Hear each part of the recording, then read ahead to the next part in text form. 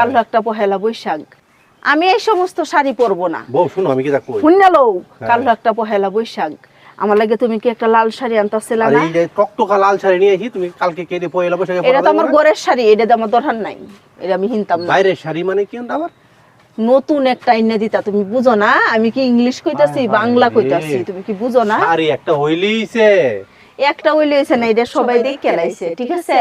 এটা সবাই দেখে লাইছে। এখন তুমি আমার লাগিয়া নতুন একটা শাড়ি আনবা, আজকে সারাদিন সময় আছে, যদি আনতার আনো, কালকে আমি হিন্দে অনুষ্ঠান। আচ্ছা এটা পুরান হইলো কোন দিক দিয়ে আমার বুঝাও। আলমারিতে থেকে কাপড় পুরান হয়ে যায়, এটা আলমারি একদিন একদিন না কয়েকবারই ফুসছি, কয়েকবার ফুসছি আলমারি, তাহলে পুরানো এটা মানুষে দেখেছে। আমি এটা তো হিনতাম না। কি আছি কাপড় একটা হইলিছে পয়লা বৈশাখ। আচ্ছা পয়লা বৈশাখ কেডা করে?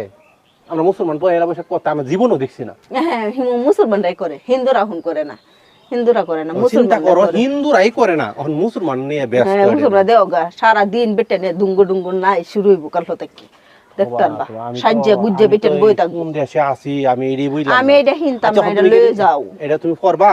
না আমি এটা পড়তাম তিনবার না। কইলাম। 3 বার হেরে 100 বার কইলেও কোনো কাজ হইতো না। তোমার আমি যেটা কইছি সেইটা করো। তুমি নতুন একটা কাপড় আমার লাগে আনবা লাল, আমি এটা পরবো, আমার এটা পড়তাম না, এটা লয়ে যাও। এখন আমার কি করা কি, আমার এই জিনিসটাই বুঝে দেন, আমি এই জিনিসটা কি কইতাম।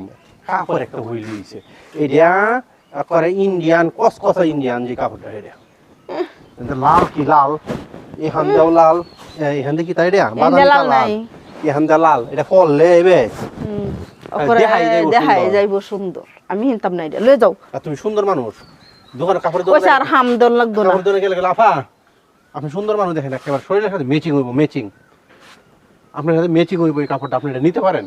এইভাবে বাইলটা দে, আমি তোমার বাইল দিতাছি, তোমার আমি বুঝাইতাছি না, আমার বুঝানি ওলা জন বাইলে জন টিয়া করছ বলে এটা বুঝাইতাছে, টিয়া করছ বলে। এটা ইন্ডিয়ান কি তাহলে কয় না, এটা কোন তাতা হুক ইন্ডিয়ান হেইতা কাপড়, দামি দিয়া ইন্ডিয়ান হেইতা।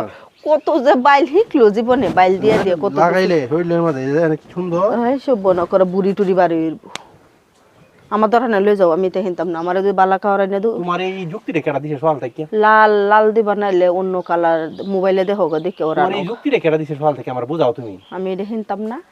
কাল্লা পয়লা বৈশাখ একটু সুন্দর করে সাজুগুজু করে সুন্দর একটা লাল শাড়ি হিন্দে যাইলে সুন্দরই লাগলো। মায়া দিত না, মায়া গোটা আলমারিতে একটা কাউল লইয়া আসছে, এটা বলে আমি হিন্দে আলতাম, এটা লাল।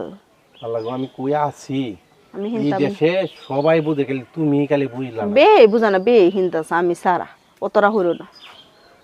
যাও এনা কারো তার লাভ হইতো না, 100 বার কইলো আমি হিনতাম না। যাও তুমি একটু মন নরম করো। মন নরম হেরে কঠিন করলো কোন লাভ হইতো? যাও লইছে, রাগ তুলো না সে। যাও তো, এই যে আবার তুমি এর কিন্তু এই সিস্টেমে ভাব নিয়ে চলতে পারো না বুঝিয়া।